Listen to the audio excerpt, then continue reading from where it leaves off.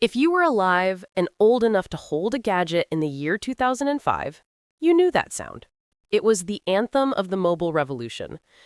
At its peak, Nokia wasn't just a phone company, it was a global superpower.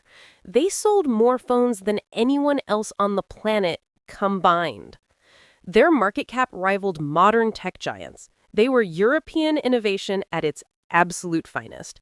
They didn't just have a slice of the pie, they owned the bakery. And powering this empire was an operating system called Symbian. For years, Symbian was the undisputed king of the smart device. It was efficient, it could multitask, and it ran on hundreds of millions of handsets. But in less than 5 years, this empire evaporated. From global dominance to total irrelevance. The common narrative is that Nokia was arrogant, that they didn't see the iPhone coming. And while that's partly true, the real story is much more complicated. It's a story about an operating system that was built for a world that suddenly ceased to exist. Today, we're answering the call that Nokia missed. This is the story of how Symbian, the first true mobile OS, lost the smartphone revolution. To understand the fall, we have to understand the rise. In the late 90s, the mobile industry saw a threat on the horizon: Microsoft. They feared Bill Gates would do to phones what he did to the PC, create a monopoly. So the major players banded together to create an alternative. They bought an OS from a company called Symbian and rebranded it as Symbian. It's crucial to remember this. Symbian was brilliant for its time. In 2000, phone processors were incredibly weak, memory was expensive, and battery technology was primitive. Symbian was engineered to sip power. It was a master of efficiency. It brought true multitasking, running apps in the background, taking calls while browsing the early web, to a device that fit in your pocket. And Nokia weaponized it perfectly. The pinnacle was devices like the Nokia N95, released in early 2007. It had GPS, Wi-Fi, a high-quality camera, and a web browser. It was, by every definition of the time, a smartphone. Symbian allowed Nokia to build a phone for everyone: a music phone for teens, an E-series business communicator for suits, a rugged phone for construction workers. By 2007, Symbian held over 60% of the global smartphone market. Nokia was invincible. Their hardware logistics were unmatched, and their OS was the industry standard. But this success hid a rot at the core of the system, a rot that wouldn't become truly apparent until the paradigm shifted. While consumers saw cool phones, developers saw a nightmare. Symbian wasn't really one operating system. It was a fractured mess. Because it was owned by a consortium, different companies put different user interfaces on top of it. Nokia had Series 60, Sony Ericsson had UIQ. An app built for one wouldn't necessarily run on the other. Developing for Symbian was notoriously difficult. It used an archaic form of C++ programming that required writing dozens of lines of code just to do simple tasks, like displaying a "Hello World" text box. Symbian prioritized hardware efficiency over software usability. It was designed by engineers for telecom companies, not for app developers. Furthermore, Nokia was a hardware company first. Software was just the stuff you loaded onto the plastic to make the buttons work. Internally, Nokia was divided into warring tribes. The multimedia team fought with the business phone team, and they all used different versions of Symbian. This fragmentation meant that upgrading the core OS was nearly impossible. They were building a skyscraper on the foundation of spaghetti code. And while they were tangled in their own complexity, in Cupertino, California, someone was preparing to reset the board game entirely.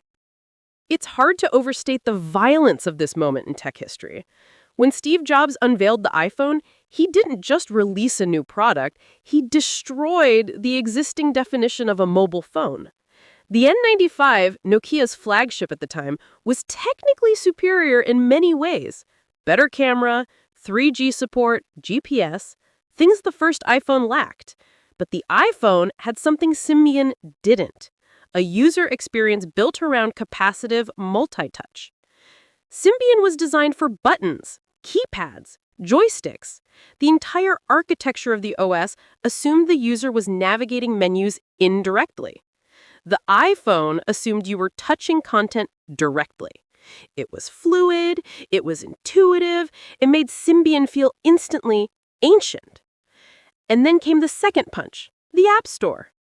Before the iPhone, installing apps on Symbian was a painful process of finding files on the web, sideloading them via cables, and dealing with security certificates. Apple made software easy. And a year later, Google followed suit with Android. Android was the final nail, an open-source, touch-first OS that any manufacturer could use. Suddenly, the OS wasn't just about making calls, it was a platform for infinite software. Symbian's difficult development environment became a death sentence. Why would anyone code for Symbian when iOS and Android were easier, faster, and more profitable?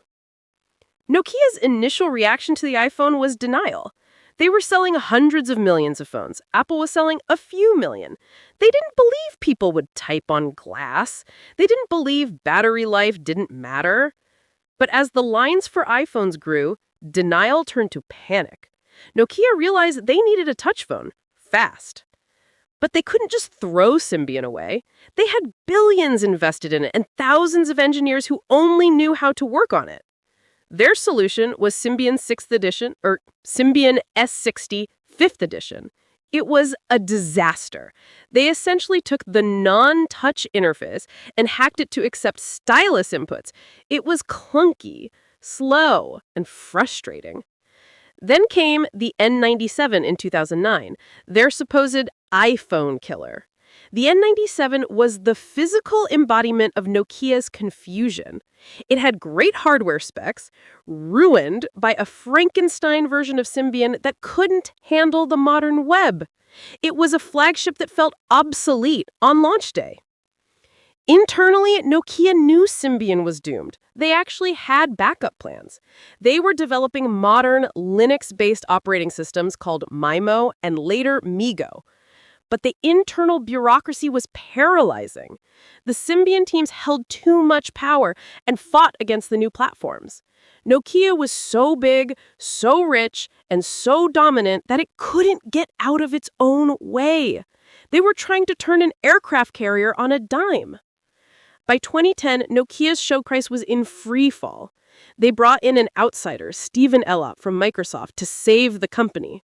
In early 2011, Elop issued one of the most famous memos in corporate history, the burning platform. He wrote, "We are standing on a burning platform, and we have more than one explosion. We have a blazing ecosystem of developers, applications, and everything else around us." He correctly identified that Symbian was dead and that their backup, MeeGo, was too far behind. Elop made a radical decision. He bypassed Android, fearing Nokia would just become another commodity Samsung competitor. Instead, he bet the entire company on Windows Phone. And in doing so, he committed one of the biggest strategic errors in business history, the Osborne effect. By announcing in 2011 that Nokia was switching to Windows in the future, he instantly told the world that the Symbian phones they were currently selling were dead-end products. Sales collapsed overnight. Developers abandoned the platform entirely. Why build an app for a Symbian OS that the CEO just admitted was terminated?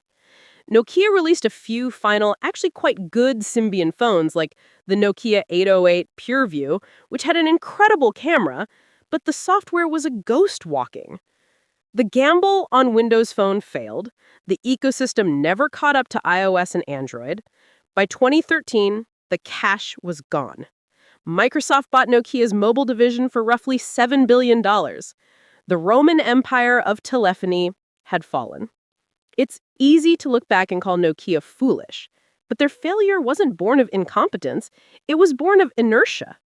Symbian was victim of its own success. It was so good at the old way of doing things, efficiency, telephony, varied hardware form factors, that it couldn't adapt to the new way: touch, app ecosystems, and fluid software experiences. Nokia made the mistake of thinking the smartphone was just a better mobile phone. Apple and Google realized the smartphone was actually a pocket-sized computer. Symbian was the bridge between those two worlds. It was the primordial soup from which the modern mobile era emerged. It taught us we could browse the web on the bus, take high-quality photos without a camera, and navigate with GPS in our pockets. It may have missed the most important call in tech history, but for a glorious decade, Symbian didn't just connect people, it showed us the future. Thank you for watching. Hit that like and subscribe button, and if you can, leave a comment. I drop videos every week.